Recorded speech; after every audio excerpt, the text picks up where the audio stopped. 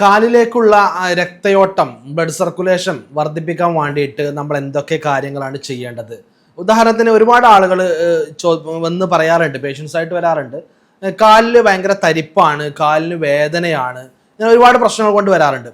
അപ്പം ബേസിക്കലി പല കാരണങ്ങൾ കൊണ്ട് അവരുടെ ജോലി സംബന്ധമായിട്ടോ മറ്റു കാരണങ്ങൾ, നമ്മുടെ ആഹാര രീതി കാരണമൊക്കെ നമ്മുടെ കാലിലേക്കുള്ള രക്തക്കൊഴലുകളിൽ ബ്ലോക്ക് ഉണ്ടാവുകയും അങ്ങനെ രക്തയോട്ടം കുറയുകയും ഉണ്ടാവുന്ന എന്തൊക്കെയാണ് ലക്ഷണങ്ങൾ, അത് എന്തൊക്കെ അസുഖങ്ങളിലാണ് കാണപ്പെടുന്നത് എന്ന് ഡീറ്റെയിൽഡ് ആയിട്ട് നമുക്ക് നോക്കാം. ഞാൻ doctor Hisham Haidar, doctor Hisham's health care, Calicut and Wandoor.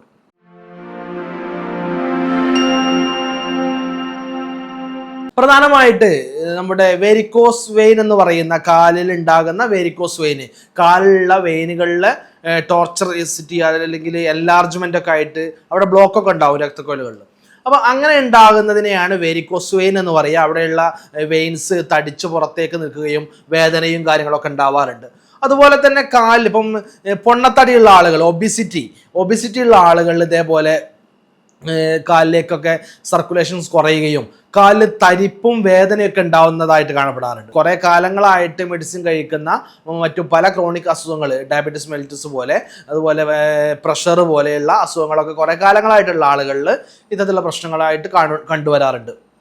പ്രധാനമായിട്ട് അവരിൽ കാണുന്ന ലക്ഷണം എന്ന് പറയുന്നത് നടക്കുമ്പോൾ തരിപ്പ് അനുഭവപ്പെടുക, അല്ലെങ്കിൽ നടക്കുമ്പോൾ ഒരു ഉറപ്പ് കിട്ടാത്തൊരു സാഹചര്യം, കാലിനൊരു ഉറപ്പ് കിട്ടുന്നില്ല, ബലം കിട്ടുന്നില്ല, അല്ലെങ്കിൽ കാല് വേദന ഉണ്ടാവുക, കുറച്ച് നേരം ഇരിക്കുമ്പോഴേക്ക് കാല് തരിച്ചു പോവുക, നംനെസ് ആയി പോവുക, കാലിന് കുറച്ച് നേരം കാലിൻ്റെ ചില ഭാഗങ്ങളിലൊക്കെ തൊട്ടാൽ സെൻസേഷൻ അറിയാതിരിക്കുക, ഇങ്ങനെയുള്ള പല ലക്ഷണങ്ങളിലാണ് ഓരോ ആളുകളിലും കണ്ടുവരാറുള്ളത്.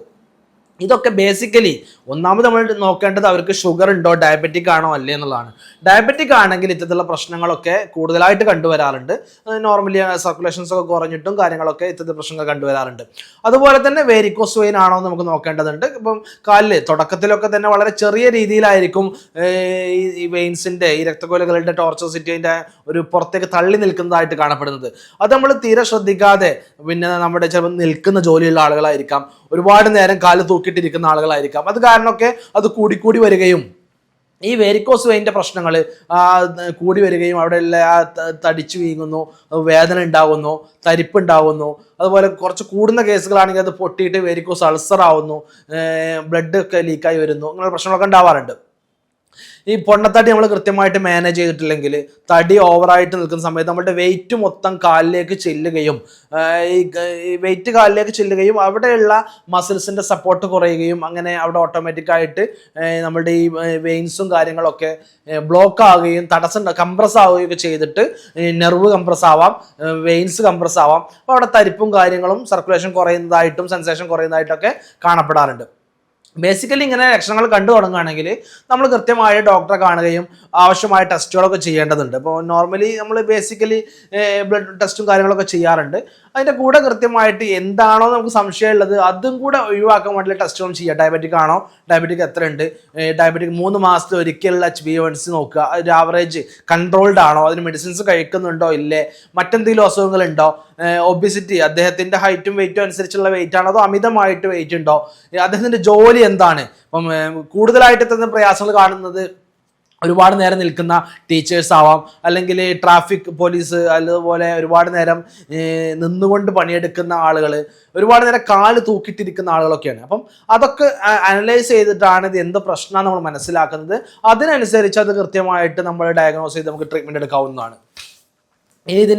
ഇതിലുള്ള ആളുകളുടെ ട്രീറ്റ്മെൻറ്റ് സൈഡിലേക്ക് നോക്കുമ്പോൾ, അല്ലെങ്കിൽ മാനേജ്മെൻറ്റ് സൈഡിലേക്ക് നോക്കുമ്പോൾ കൃത്യമായിട്ട് നമ്മൾ ചില ആഹാര രീതികളും ഈ പ്രശ്നങ്ങൾ ഉണ്ടാവാറുണ്ട്. അഥവാ അങ്ങോട്ടുള്ള ബ്ലോക്കുകൾ ഉണ്ടാവും. ഇപ്പം നോർമലി ഭൂരിപക്ഷം ഒരുവിധം എല്ലാ ലൈഫ് സ്റ്റൈൽ ഡിസീസ് എന്ന് പറഞ്ഞാൽ തന്നെ നമ്മുടെ ജീവിതശൈലി അസുഖങ്ങൾ എന്ന് പറയുമ്പോൾ തന്നെ നമ്മുടെ ജീവിതശൈലിയിൽ ഉണ്ടാകുന്ന മാറ്റങ്ങൾ കൊണ്ട് ഉണ്ടാവുന്നതാണല്ലോ. അപ്പോൾ ഈ ജീവിതശൈലിയിൽ ഉണ്ടാകുന്ന മാറ്റങ്ങൾ കാരണം ഉണ്ടാകുന്ന പ്രയാസം കൂടി. അപ്പം എല്ലാത്തിലും കോമൺ ആയിട്ട് ജനറൽ മാനേജ്മെൻറ്റ്സ് സെയിം ആയിട്ടാണ് വരിക. നോർമലി നമ്മളുടെ പാക്കറ്റ് ഫുഡുകൾ, ഫാസ്റ്റ് ഫുഡുകൾ, ജങ്ക് ഫുഡുകൾ, ഓയിലി ഫുഡുകൾ, കൂടുതലായിട്ട് കൊഴുപ്പടങ്ങിയ ഫുഡുകളൊക്കെ കഴിക്കുമ്പോൾ അത് ഓട്ടോമാറ്റിക്കലി നമ്മളുടെ ഈ വെയിൻസിലൊക്കെ ഉണ്ടാകുന്ന തിക്നെസ് കൂടാനും സർക്കുലേഷൻ കുറയാനും അവിടെ ഈ തരിപ്പും കാര്യങ്ങളൊക്കെ ഉണ്ടാകാനുള്ള സാധ്യത കൂടുതലാണ്. അപ്പം അത്തരത്തിലുള്ള ആഹാര രീതി കുറയ്ക്കുക. അതുപോലെ തന്നെ പ്രധാനപ്പെട്ട കാരണമാണ് സ്മോക്കിങ്ങും ആൽക്കഹോൾ എന്ന് പറയുന്നത്. ഈ ഇത്തരത്തിലുള്ള കാലിലേക്കുള്ള സർക്കുലേഷൻ, രക്തയോട്ടം കുറയാൻ വേണ്ടിയിട്ട് തരിപ്പുണ്ടാകാനൊക്കെ കാരണമാവാറുണ്ട്. ഈ കാര്യങ്ങൾ, ഇങ്ങനത്തെ കാരണങ്ങളൊക്കെ ഉള്ള ആളുകൾ കാരണങ്ങളൊക്കെ മാക്സിമം ഒഴിവാക്കുക. ഈ കാരണങ്ങളാണ് എന്താണോ ആ ആൾക്ക് അതിനുള്ള കാരണം ഉണ്ടായിട്ടുള്ളത്, ആ കാരണം, ബേസിക് ആയിട്ടുള്ള കാരണം നമ്മൾ റിമൂവ് ചെയ്യുക, അതിനെ നമ്മൾ പരിഹരിക്കാൻ വേണ്ടിയിട്ട് ശ്രദ്ധിക്കുക. പിന്നെ ഒബിസിറ്റി ഉള്ള ആളുകൾ ഒബിസിറ്റി കുറക്കാൻ വേണ്ടിയിട്ട് എക്സസൈസ് ചെയ്യേണ്ടി വരും, വ്യായാമം നന്നായിട്ട് ചെയ്തുകൊണ്ട് നമ്മളുടെ വെയിറ്റ് കുറക്കേണ്ടി വരും. എത്രയാണോ നമുക്ക് ഡയറ്റ് കൺട്രോൾ ചെയ്യാൻ പറ്റുക അങ്ങനെ ഡയറ്റ് കൺട്രോൾ ചെയ്യേണ്ടി വരും. കാർബോഹൈഡ്രേറ്റിൻ്റെ അളവ് കുറക്കേണ്ടി വരും ആഹാരത്തിൽ. ഇങ്ങനെയുള്ള ആഹാരങ്ങൾ ശ്രദ്ധിച്ചുകൊണ്ട് നമ്മുടെ വെയിറ്റ് കുറക്കേണ്ടി വരും. ഷുഗറുള്ള ആളുകൾ ഡയറ്റ് കൺട്രോൾ ചെയ്തുകൊണ്ടും എക്സസൈസ് ചെയ്തുകൊണ്ടും ഷുഗർ കൺട്രോൾ ചെയ്യേണ്ടി വരും. ട്രീറ്റ്മെൻറ്റ് ആവശ്യമാണെങ്കിൽ കൃത്യമായിട്ട് മരുന്ന് കഴിച്ചുകൊണ്ട് ഡയബറ്റീസ് ആ ഒരു ലിമിറ്റിൻ്റെ താഴെയായിട്ട് നിർത്താൻ വേണ്ടിയിട്ട് ശ്രദ്ധിക്കേണ്ടി വരും. അങ്ങനെ എന്തൊക്കെ അസുഖങ്ങളുണ്ടോ ആ അസുഖങ്ങൾ കുറക്കേണ്ടി വരും. അതുപോലെ കുറച്ച് ഇപ്പം കാല് തൂക്കിയിട്ട് തന്നെ ഇരിക്കുന്നതിന് പകരം കാല് നീട്ടി വെക്കേണ്ടി വരും ചിലപ്പോൾ.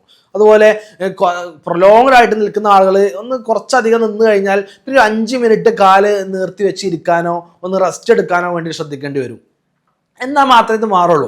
നമ്മൾ കുറേ കാലം മരുന്ന് കഴിച്ചു, മറ്റു കാര്യങ്ങൾ ശ്രദ്ധിച്ചു, പക്ഷെ കാല് തൂക്കിയിട്ട് തന്നെയാണ് വീണ്ടും ഒരു ദിവസം ഒരുപാട് മണിക്കൂറുകൾ കാല് തൂക്കിയിട്ട് അല്ലെങ്കിൽ കാല് പ്രൊലോങ്ഡ് ആയിട്ട് നിൽക്കുന്നു. അപ്പോൾ ഇത് മാറാൻ സാധ്യതയില്ല. അപ്പോൾ അതിലും ഇടയ്ക്ക് ഒരു അരമണിക്കൂർ ഗ്യാപ്പ് ഇട്ട് അല്ലെങ്കിൽ 1 മണിക്കൂർ ഗ്യാപ്പ് ഇട്ട് 5-10 മിനിറ്റ് റെസ്റ്റ് കാലിന് കൊടുക്കുന്ന രീതി നമ്മൾ ശ്രദ്ധിക്കേണ്ടതുണ്ട്. ഭക്ഷണത്തിൽ ഈ കാര്യങ്ങൾ ശ്രദ്ധിക്കുന്നതോടൊപ്പം കൂടുതലായിട്ട് നമുക്ക് ഭക്ഷണത്തിൽ ഉൾപ്പെടുത്താൻ പറ്റിയ കാര്യങ്ങൾ എന്ന് പറയുന്നത് കൂടുതലായിട്ട് വാട്ടർ കണ്ടന്റ് അടങ്ങിയിട്ടുള്ള പോമർഗ്രാനൈറ്റ്, വാട്ടർ മെലൺ പോലെയുള്ള ഫ്രൂട്ട്സ് കാര്യങ്ങളൊക്കെ നമുക്ക് ഉൾപ്പെടുത്താവുന്നതാണ്.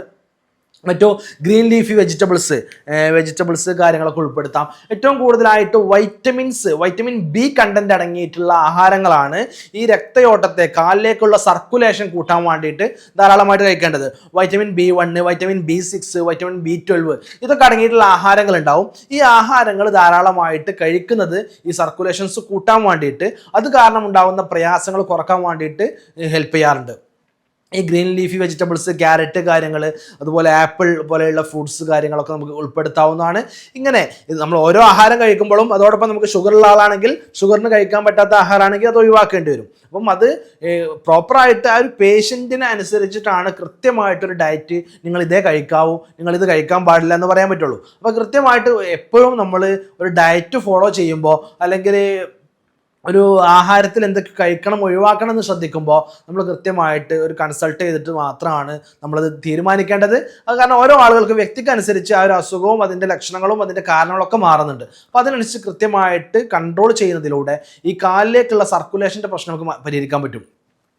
കാലിലേക്കുള്ള സർക്കുലേഷൻ കുറയെന്ന് പറഞ്ഞാൽ ഏതെങ്കിലും ഒരു അസുഖമല്ല. ഇവിടെ പറഞ്ഞ പോലെ ഡയബറ്റീസ് മെലിറ്റസ് പോലെ, ഒബിസിറ്റി പോലെ, വെരിക്കോസ് വെയിൻ പോലെ, ഡീപ്പ് വെയിൻ ത്രോംബോസിസ്, ഇതിൻ്റെയൊക്കെ നമ്മളുടെ വെയിനിലുണ്ടാവുന്ന ഒരു റപ്ചർ എന്നൊക്കെ പറയുന്ന ത്രോംബോസ് കാരണമൊക്കെ ഉണ്ടാവാറുണ്ട്, ബ്ലോക്കൊക്കെ ഉണ്ടായിട്ട്.